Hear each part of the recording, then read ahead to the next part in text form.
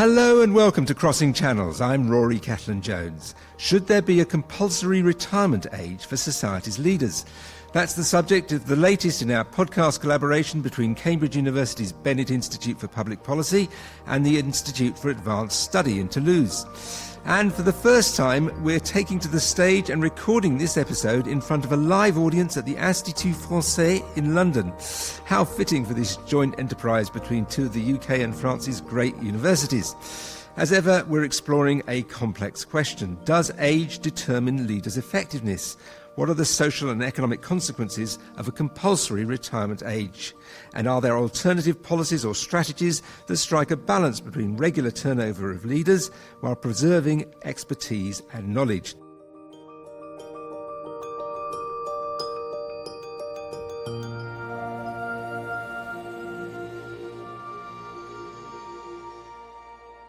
To explore these issues, we've got a great panel today. We have Diane Coyle from the Bennett Institute. Diane, start us off.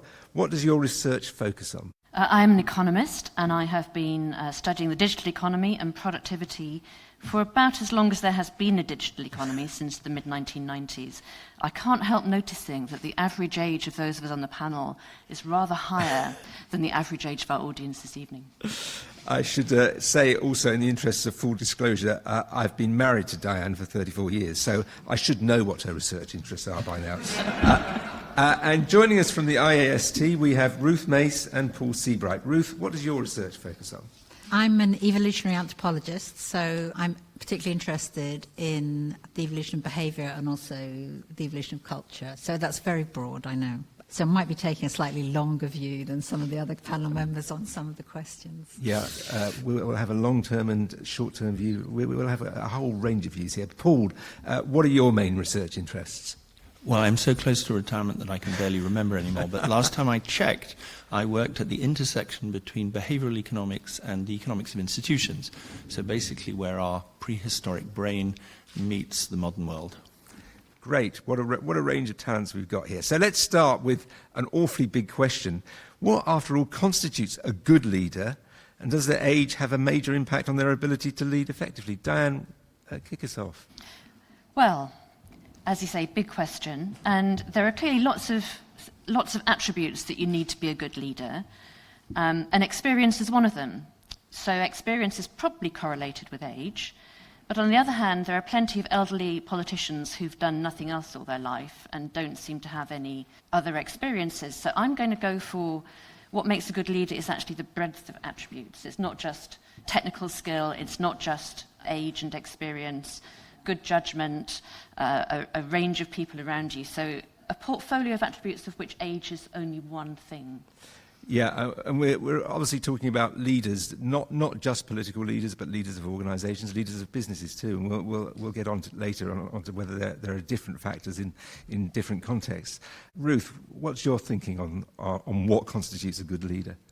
I think different groups of people are going to choose their own leaders. So if you're talking about institutions, then experience might count for a lot. But if you're thinking about the younger generation, I mean, they might, list people like Greta Thunberg and others as their leaders, and so they're looking at a completely different set of criteria like moral integrity or something that represents what they care about, which might be completely different to what the older generation cares about. So hopefully different groups will choose their own leaders.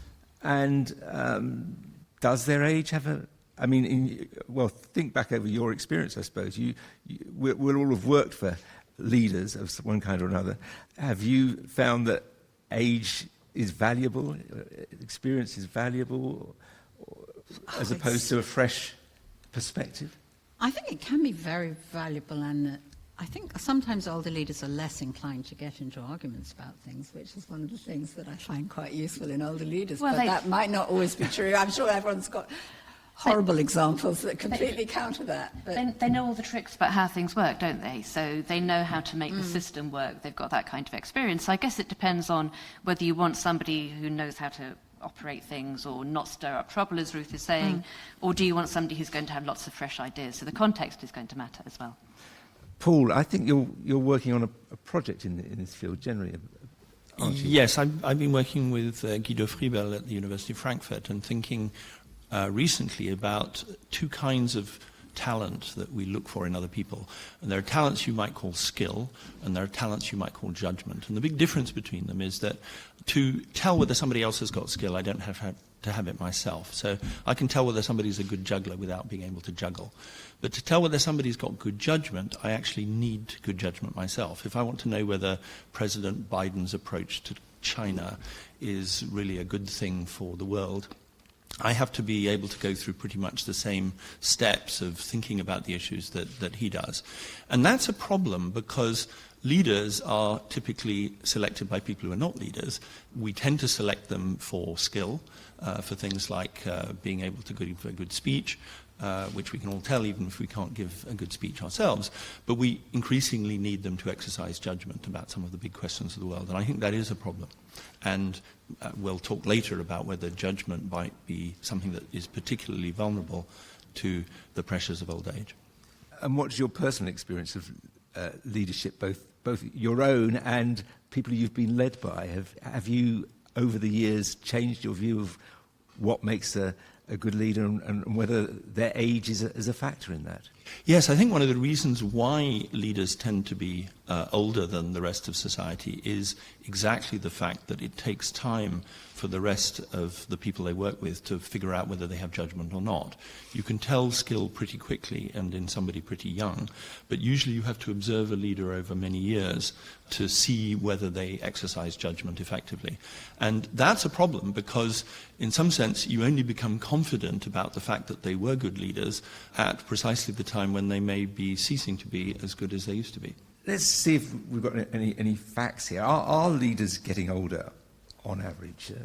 And if so, is that a problem? They are. So with work I've been doing with Guido, we've been looking at the age of chief executives of large European and American companies, and we have data going about 30 years, and they've been getting older by about a year per decade.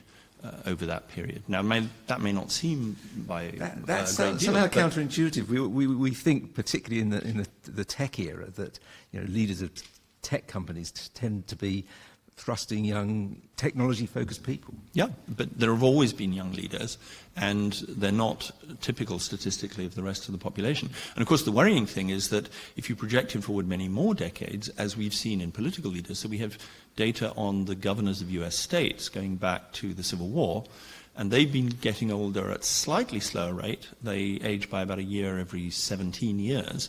But from the Civil War to today, the US governor's mean age has gone from being in the late 40s to being in the early 60s. And that's a big change.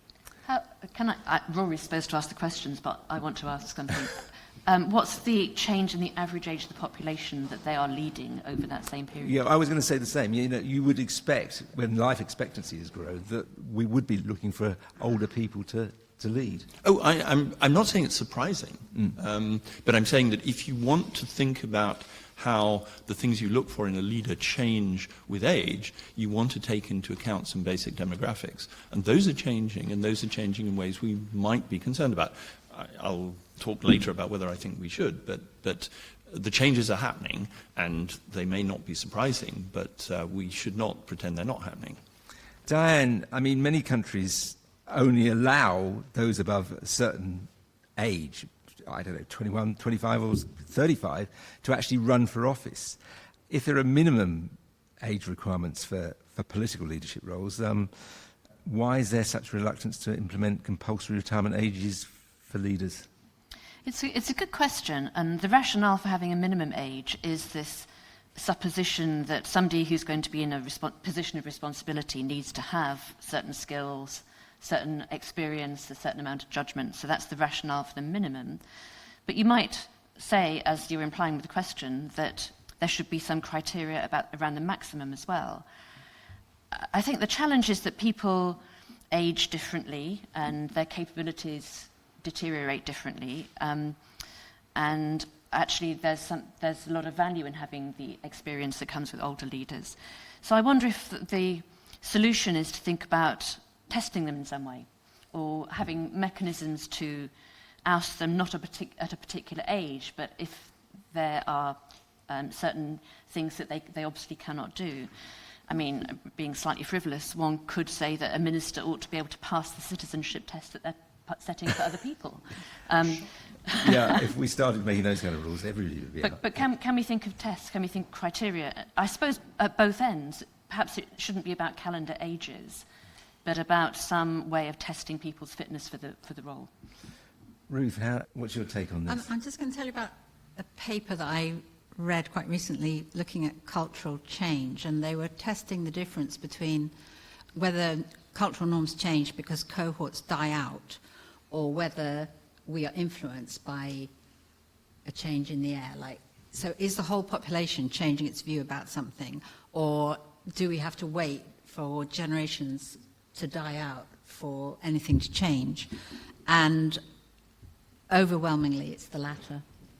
So they showed very, very clearly that older cohorts are pretty set in their ways, and younger cohorts, have established different norms. And therefore, if we're talking about political leadership, I think there is actually a real problem here in that the older generation is simply not representing the younger generation. And we also don't want the younger generation to lead because they are simply not representing us. And they looked at all kinds of ideas. There was actually one major outlier, which was attitudes to gay rights and homosexuality. That's one of the things that seems to have undergone not just a generational change, but it's affected all generations. But that really was an outlier, and most other behaviours that they looked at in this paper, it was really quite frightening how much of a change in social norms was to do with actual cohorts moving on. So if you think about it like that, then it's not even about competence. If it's about representation, then we're going to have trouble. And also, no one's really mentioned power asymmetries either, which I think, because we've been talking about competence, but these leaders might be successfully hanging on to positions of authority, not because they're competent, but because they're powerful. And that's the other problem we've got with it all. Paul, isn't there a different dynamic when it comes to politicians than to, say, business leaders? Politicians are looking at people who vote, and the older you are, the more likely you are to vote. So therefore, perhaps a grey hair more valuable in politics than in business, where you're more inclined to want to perhaps appeal to a younger demographic to show yourself to be a young, vigorous company.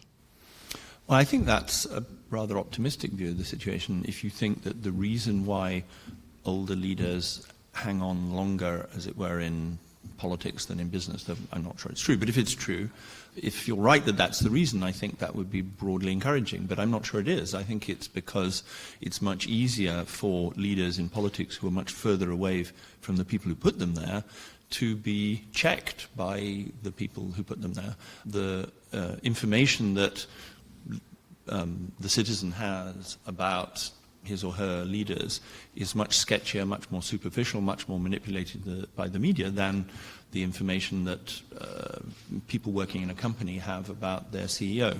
And so I think that it's sadly quite likely that the ability of older leaders in politics to hang on for longer has to do with the fact that they're more entrenched rather than necessarily because they're more suitable. Is it true that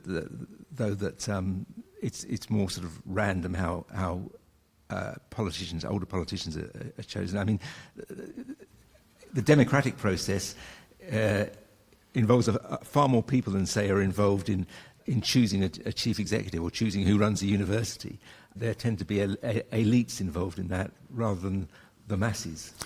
Well, the masses do something, but in fact, we were talking about Rory Stewart, the British politician, just when we were in the room before coming here, and in his memoirs, he says that he was very frustrated at one point because he felt that he was being valued for the things that he did, like being able to give good speeches at the dispatch box and remember a number of important statistics when questioned by journalists, but not for the things that he thought were important, like having a good strategic vision for the departments he was managing. Now, if a politician like that is admitting that what he's selected for, what he's rewarded for, are qualities that are not the ones that are most important for doing the job, then I think we ought to take that seriously. Dan, let's be positive about older leaders in politics, business or academia. specific qualities or skills improve with age? Do most things improve with age? I mean, we all value experience. Well, there's a distribution among older people. I must say, Ruth is making me rethink what I think about this. But as an older leader, I'm going to try to make the positive case. It is really experience, is it? So I don't think you can argue that skills improve with age. If anything, they're going to deteriorate, and particularly in... well, at a certain level. I mean, presumably your skills improve for the first 10 years and then start going downhill. And it depends what the area, what the domain is, because in a technical subject in the academic world, your skills can actually deteriorate very quickly. And that's why we like to have lots of young researchers alongside us, because they've got those technical skills. So you're really then talking about the experience and the judgment. There's this phrase in Aristotle that, as far as I understand it, is practical wisdom. As far as I understand it, it means it's a combination of the experience of having seen a lot of things and knowing how to react to them, as well as inherent judgment. And I guess that's the kind of thing that is correlated with age. So you can't be sure that an older leader is going to have it, but it's a little bit more likely than somebody who's not had that same range of experiences and problems thrown at them that they've had to react to. So that I guess, is the positive case. Ruth, what's your take on that? I think most things get bad Quite rapidly. I mean, just going back to my evolution of life history, I mean, once if you take an evolutionary view of aging, once you've raised your children, natural selection is not acting very fast on any aspect of your being, because to put it crudely, your genes are passed on into the next generation, and beyond the age where you're having any more children, natural selection is not repairing your DNA, and you age, and this is what happens, and there's not a lot you can do about it. And we're quite good at getting rid of infectious disease and things like that, which is why our life expectancy has gone zooming up, but we're not very good at tackling, the problems of aging, because that's actually a much more difficult thing for natural selection to get a grip with. So I think all of our sort of mental and physical capacities, as we all know, start to suffer a little bit. So I think. But don't you think there's something in having seen something a bit like this once before, so you've got an idea about how to react? I'm not. Yeah, I mean, yes, I'm not denying that there are also useful skills that you are accumulating, and one of those might be power. So you can keep yourself in a position of authority because you have accumulated a lot of power. But I have to say I'm a little bit pessimistic about the benefits of having very elderly leaders, which has obviously been brought into sharp focus with what's going on in the American elections. But I actually think that you can compensate for some of it, but you can't compensate for all of it. Paul, I mean, I suppose there's a difference, isn't there, between somebody who comes to a position of power and leadership later in life and does it for 5-10 years, and somebody who comes much earlier and just hangs on and on and on. Yes, absolutely. But what worries me actually is not whether, on average, older leaders are better or worse. I mean, I'm completely with the rest of the panel on the many qualities that older leaders have. What I'm more worried about is what happens in a crisis and how easy it is to deal with a crisis. And I'm struck by the fact that in dealing with dementia, for example, which I've had to deal with in my own family and which is something that's going to hit the world in a much bigger way in the next decades to come, and will start to trouble our leaders in future decades to a much greater degree than it has up to now. When you deal with dementia, one of the things you worry about is not that the person whom you love is forgetting names and occasionally wandering out. It's that actually they lose judgment. So they may or may not have deteriorating memory, but the real thing you're scared with when somebody close to you has dementia is that they'll sign away their life savings to a plausible stranger who calls them up.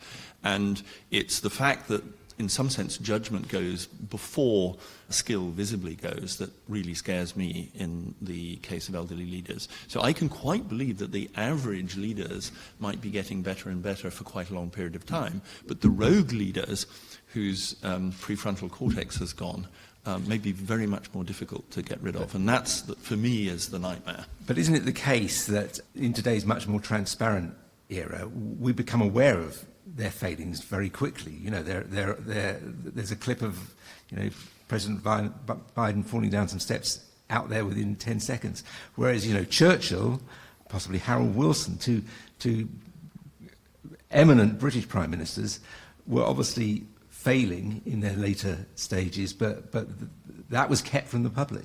No, you're exactly right. But in some sense, the example you've given of President Biden only reinforces the point I want to make. We can all tell whether he's as skillful in getting down steps as he used to be.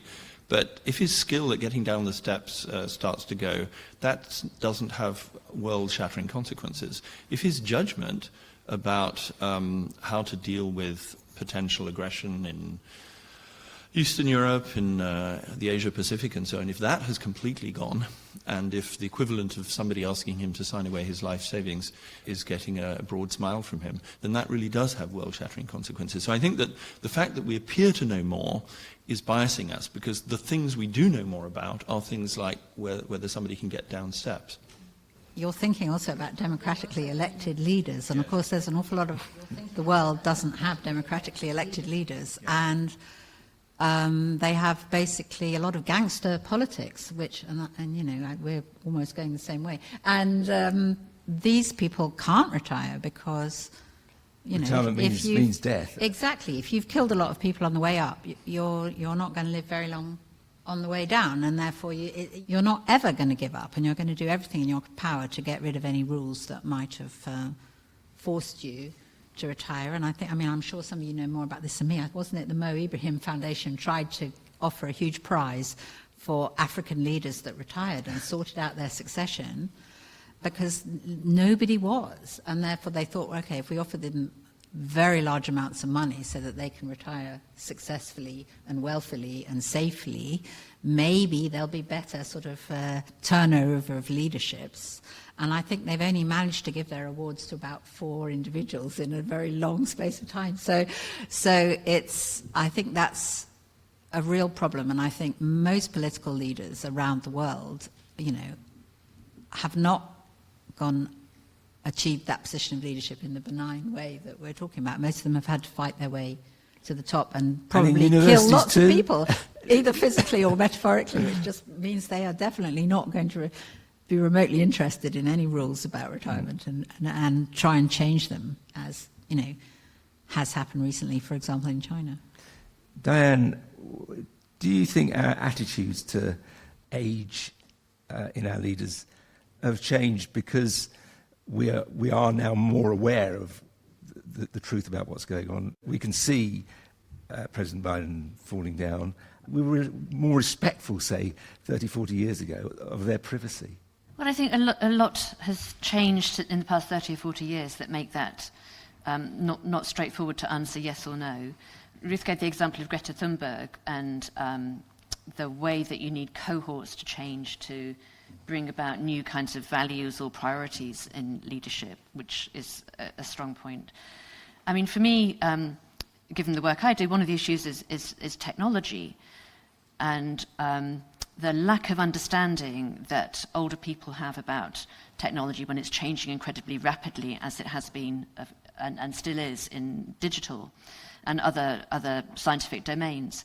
There's a very excellent, well-known economist, Bob Gordon, who famously wrote a big book saying that one of the reasons productivity growth has slowed down is that all the technologies that we're inventing now are absolutely useless compared to the ones that were invented in the early 20th century. So if you think about indoor plumbing and electric lighting at home and the assembly line and so on, they were absolutely transformative technologies, but now he's saying everybody is just, on social media and it's wasting time. And that's such a narrow view when you think about the whole range of technological innovations that are coming along. And I'm not thinking about chatbots, but all of the digitally enabled medical innovations and genetic technology, the potential for transforming energy to a zero-carbon energy system, those would be big world-changing things that happen. And so if you then turn that spotlight on people like Joe Biden and Donald Trump, my worry would be, can they evaluate policies around generative AI when all of these plausible young Silicon Valley dudes are coming along and saying, it's marvelous, it's going to increase growth and create jobs, and you might be addressing leaders who are still printing out their emails and don't really have any basis on which to evaluate that kind of claim. So you're saying they might be too credulous, not that they just didn't understand it, but they were too easily taken in. If you've got experience of early 20th century technologies or mid-20th century technologies, that experience doesn't help you. That surely, Paul, in the age of AI, every organisation now being told they've got to confront what AI means, would militate against having older leaders, particularly in business. I'm still puzzled by this idea that business leaders are getting older. Well, you're exactly right that we may want to say that the cost of having an older leader in place at a time when technology is changing particularly fast may be higher than it was 10 or 20 years ago, and that should be a reason why we should evaluate the characteristics of leaders, including their age, with a slightly different set of criteria than we used to. But in a sense, I think we're drifting away from the topic of the question, which is not are older leaders better or worse, but should we have a retirement age? Because a retirement age is a way of saying, regardless of how good we think they are, they should go after a certain point. And so I think the question isn't really, do we think they're getting better? Because as democratic citizens or as people involved in choosing leaders in business, we can make that decision. We can be swayed by these arguments. The whole point, and it's a rather counterintuitive point about having a retirement age, is it says, no, when the leader has reached a certain point, we should no longer be trying to make that judgment. And I think that if we weren't worried about the outlier cases, the disaster cases, there would be no case for a compulsory retirement age, because we'd just say, sure, there are good arguments why in this current world we should be mostly electing younger leaders. It's precisely the fact that we're worried about the disaster cases and we're worried about older leaders becoming entrenched when, even though we might want to get rid of them, we can't, that I think the arguments for a compulsory retirement age become strong. And when you think about, for instance, the United States, where you can't serve more than 2 terms as president, yes. and I mean, that's quite a powerful curb on overweening ambition. And would a retirement age do something similar? Well, I mean, what we've seen is that having term limits, which are still in force in the United States, even though they've been circumvented in both Russia and China, are no doubt a good thing. I would entirely support them. And indeed, I think that whenever a leader proposes to change the rules to circumvent term limits, that should be in itself a warning signal. But what we've also seen is that having term limits doesn't stop us having very old leaders. So I think the case for term limits and the case for older leaders are both strong, but they're separate. And term limits don't solve the problem of older leaders. So I feel the need to argue with Paul here. Oh, good. So I think there's a principle of not discriminating on the basis of personal characteristics. And so I would be focusing our attention, I mean, term limits are great, but I would focus our attention on reducing the voting age in political context, actually, because if you want to respond to the concerns of younger generations, and any of us who are in universities will know that they are very different for younger cohorts, would be, I think, in favour of reducing the voting age to 16. And actually, the older I've got, the more powerful I think this argument has been. Well, I love it when Diane argues with me, but it doesn't make me want to argue with her. I actually agree with you about lowering the voting age. And I would even be prepared to be talked into not having a retirement age if you can give me an alternative set of mechanisms that might help us deal with these outlier cases, like an older leader whose judgment has really gone but whose skills seem to be at least somewhat okay. Now, you said something which I think is very interesting we might want to delve into. Would you say maybe we can do measuring better than we used to? I mean, after all, we're now, all of us, wearing intrusive surveillance technology on our wrists, and it may be that actually it's possible to put in place mechanisms for telling us things about what our leaders are doing that massively bypasses or depasses. So you can be as old as you like, but we're going to watch your every step, and if you fall below certain measures, you're out. Well, that's a possibility, but it was Diane who brought it up, so I'd be interested to know what she had in mind. But I mean, can I just interrupt? Paul, I don't think people are voting for like Trump or Biden on the basis of their competence. That's an extraordinary statement. No, I mean, isn't that...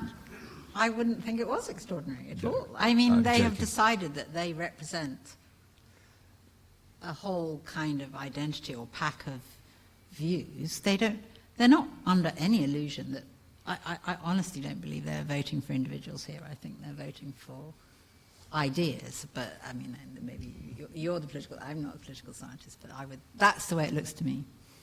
So I wonder if we should be talking not about the individual so much, and we are falling for this myth of the heroic leader who's in charge. And obviously you get that in a presidential system, but actually it's the leadership team that matters more. You would hope that in a democratic environment, the leader, the person elected to be president or prime minister, does have an eye to the variety of experience and knowledge on their team and can appoint people who compensate for their inadequacies. Now, I have to say, I'm not sure this has happened in any of the countries that you might be thinking about at the moment. But ideally, you would want the Lincoln team of rivals structure for effective leadership of a country. Yes, but come on, Diane. I am now going to argue with you. You goaded me beyond endurance. I mean, when a US president comes in, obviously he or she is entitled to choose their team. He or she is not entitled suddenly to fire all of the people in the line of command manning the nuclear missiles. There is a very well-established protocol that ensures that there are mechanisms in place to ensure that these things are not fired by accident and so on. And there's a whole series of things which in some sense are overlooked by the US Constitution, but which are embodied in day-to-day sense in a very large number of protocols that constrain the things that a leader can do.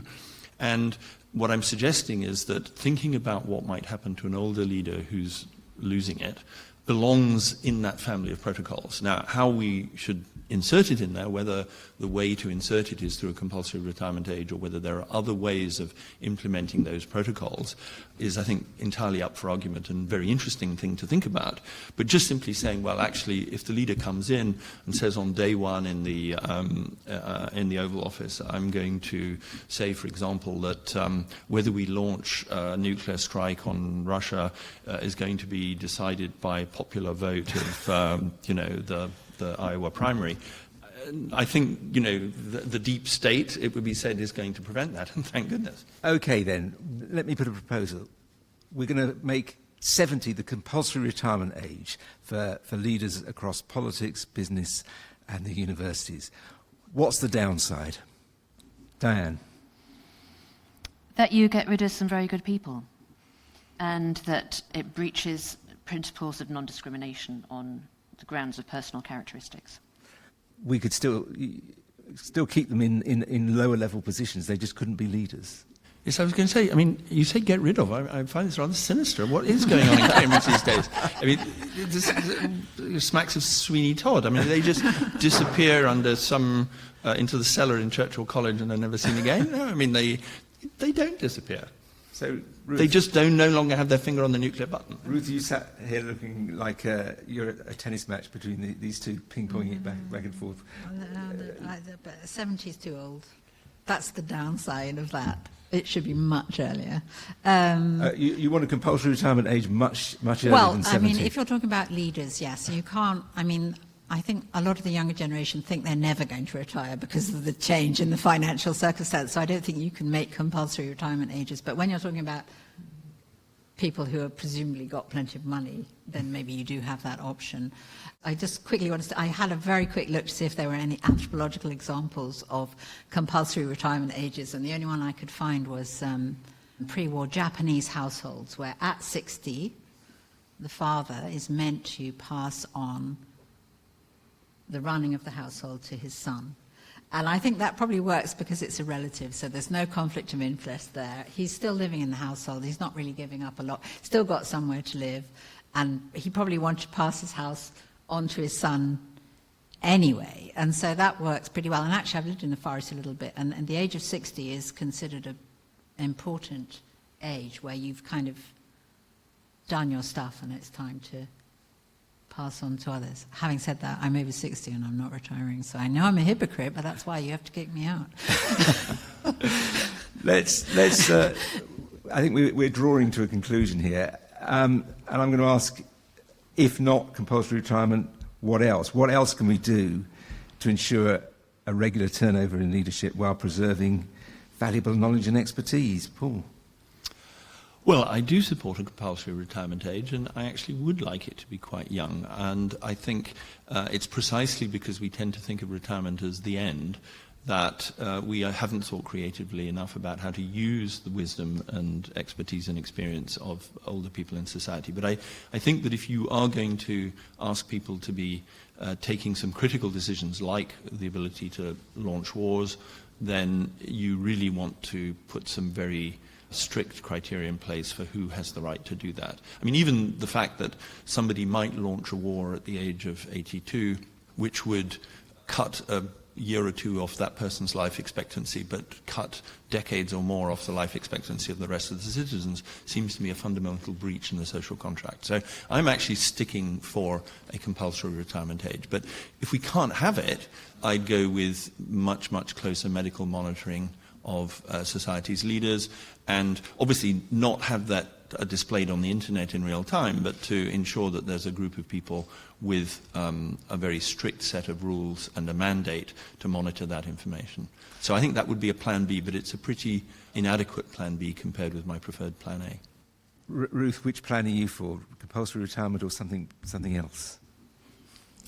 For leaders, well, I'm just going to give a very anthropological answer, which is just all about power structures.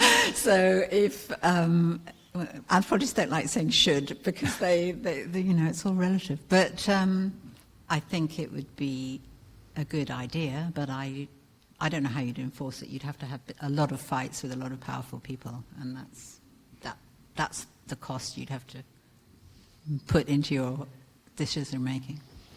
Diane, you seem to be against. I'm against it. I don't want 25-year-old men with their finger on the nuclear button either, and on balance I think they're probably more likely to start it. We've got an ageing population. Compulsory retirement's just not going to happen, so let's not waste time on something impractical. I think the things to go for are term limits where they don't exist, and a significant reduction in the voting age so that younger people at least have more influence over who becomes the leader. Well, that's a fascinating note on which to end. We did have one episode of Crossing Channels in which somebody advocated that children aged 6 should be given the vote. So radical ideas always from this podcast. That's all we've got time for, as I said. Thanks to Diane Coyle from the Bennett Institute and Ruth Mace and Paul Seabright from the IAST. This episode, recorded in front of a live audience at the Institut Français in London, is the final edition of Season 3 of Crossing Channels. We'll be back in October with a fourth series, when I will actually be a keen listener, as this is my last episode presenting Crossing Channels. Yes, I really want to say at this point that there's a very large number of people that I would like to nominate for instant retirement, and Rory Cellan-Jones is not one of them. I mean, what I'd really like to say is that I think we owe him a lot. I mean, when 3 years ago, it was proposed that Rory Cellan-Jones be the host of this. You know, some of us worried whether this relatively green and inexperienced reporter, you know, who'd worked for a few minor organisations like the BBC, was up to the exposure and the pressure and, you know, the fantastic public outreach of the Crossing Channels podcast. But I must say, he's grown in the job. But we owe him a great deal, and I think we would like to thank him in our own way. Well, thank you very much, Paul, and thank you to the audience, and thank everyone for tuning in to this series of Crossing Channels. Stay tuned for Series 4, where we'll continue to investigate many more policy challenges. Thank you.